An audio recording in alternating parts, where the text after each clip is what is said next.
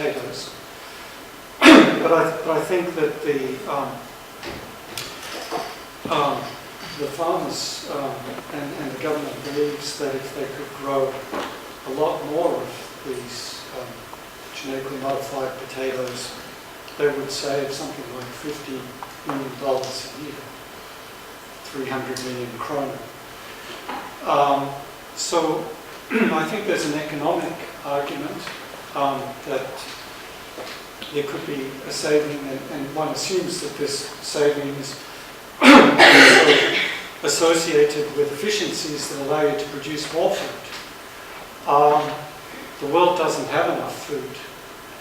Sweden does, but the world doesn't, and the problem's getting worse. So I think there are arguments that can be made just with genetically modified food in Europe that allowing more of these crops could make a difference. Yeah. Valdemar, you talked about the cultural problems and that it's because the culture we're having here in Sweden that we have a negative attitude towards GMO. How do you think we could change that? What is needed for a change? It's a question of values and how you see nature, basically. Is nature something that is unchanged and unchangeable? We see even in Sweden that it isn't so, because we've changed nature many, many times. Most of what we think of is the countryside outside here of Uppsala is actually it's formed by human culture. But I think that's perhaps a bit too ideological for most consumers, because they do have a point. Because the first generation of most biotechnical products were targeted for benefiting the producers. It was things like adding genetically modified soy as an additive to food, and well, you sold it to the consumers, and they saw that it wasn't a benefiting price.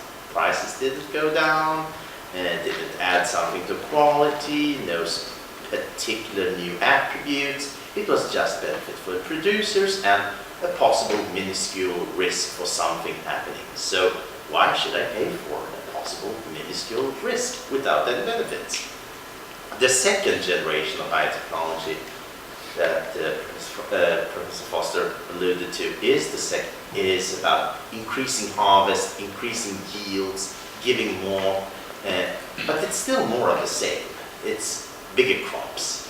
But the third generation of discussing biofortified foods, functional foods, new functions, even in plant the production of vaccine, fuel, etc., isn't perhaps the stuff of science fiction any longer, but something that is conceivable in a scientific way. I think you'll get more people seeing the benefits of the technology if you start to discuss it from a broader perspective. And there are also other interesting developments we can discuss later. Yeah. Okay. Yeah, I have a quick statement. I also think, apart from not being able to demonstrate the benefits, the companies and governments haven't been very good at demonstrating the risks actually of existing food production. For example, the use of more pesticides, which are not completely benign on the environment and humans. So I would add that also. Mats, what do you think about the development? How will the society look upon it? If we imagine a future where we're starting to develop vaccine creating bacteria and doing gene manipulation that is good in other ways than just producing more of the same food, how will the society look upon that? What is important in the development of that? Of course, I think that one could try that route, so to say, in order to find something that is more acceptable for medical. We know that medical treatment is good and that most people like, are in favor. But it seems to be some kind of dishonesty behind such a strategy. Because what you really can do with these technologies is that you can produce more, which is good. You can produce different qualities, which is good. You can get rapeseed with different fatty acids that you cannot have in nature, and you can have a more precise instrument. And we can, in most other parts of society, we think it's better if you can produce more with less costs and with more quality. It seems also that there is a specific distinction regarding the values of people when we are talking about things that we develop, that we put in our mouth, and things that we use around us. There's something happening with food, and there's been a lot of review on risks in various schools. Dean Fruber from Reading University in Holland was one of them, and if you take the whole debate on what is a healthy food and the different diets, there's a constant battle going on between, I don't know the names of all these, there are so many prophets now, but there's something happening around when it gets to food. And it implies then that this area is something that needs some kind of special treatment. I think it's more that to have a sort of concurrence or understanding from the wider general public. I mean, left-wings environmentalists, they will always be able to attack the big food industry, but you will still have problems with sort of the mainstream, and that is related to food and what we eat. And I think that what you can do is to you have to try to produce benefits, and you have to compare them. From a scientific point of view, and maybe in this room, we know that we have to balance. If I say that there's risk to do something, I have to balance that towards not doing that. That also carries with it a risk. But that is for us, and it's always so in our. Maybe a possibility of getting forward is actually have been presented for us, and that is through epigenetics. Because we learn now, and I'm more in medicine and medical applications, and there's always been a discussion between, on the one hand, social scientists and people that are focusing on the environment, the behavior and all this, the social background, social background, and then a large distance to the geneticist that is working to improve your health by genetic means. And you have, of course, epigenetics is extremely important in order to understand the effect of your modifications and the imbalance between environmental change and genetic. And in order to understand that, you need to, epigenetics changes are reversible phenomena.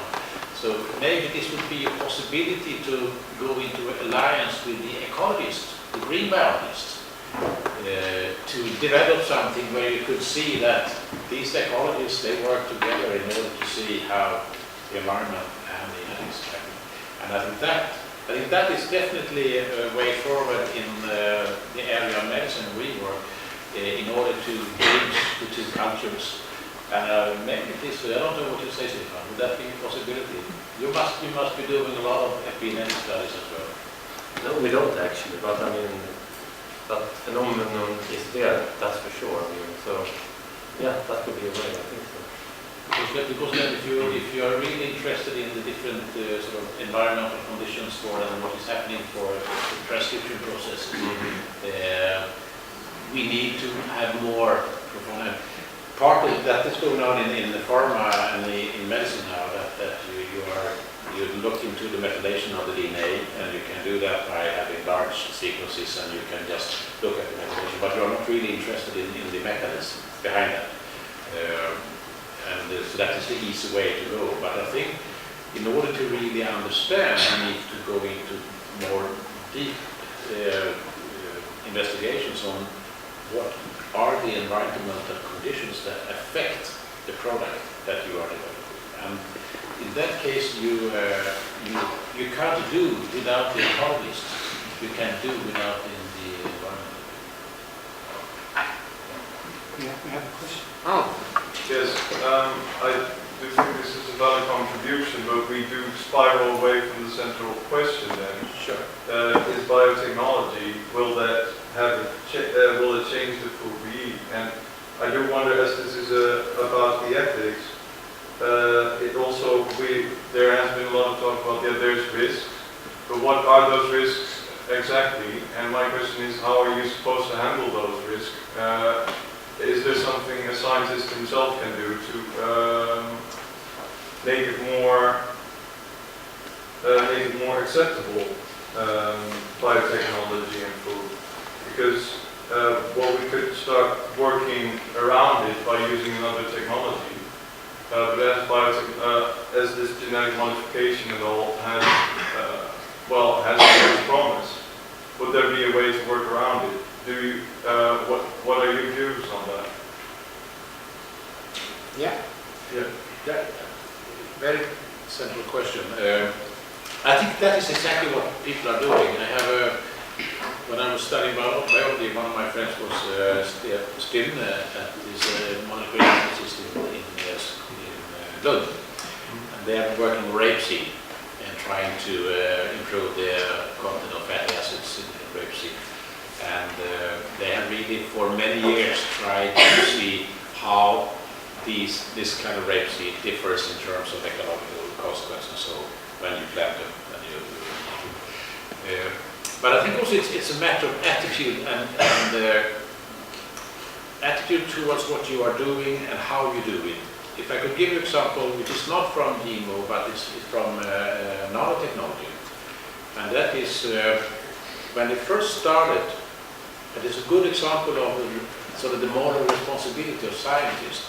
When they first started to create those small nanotubes that you can use in order to deliver medicines in the body or something, and cross the blood-brain barrier and so on and so forth. They realized when they produced this, the scientists themselves realized, wait a minute, this looks very similar to asbest molecules. And we know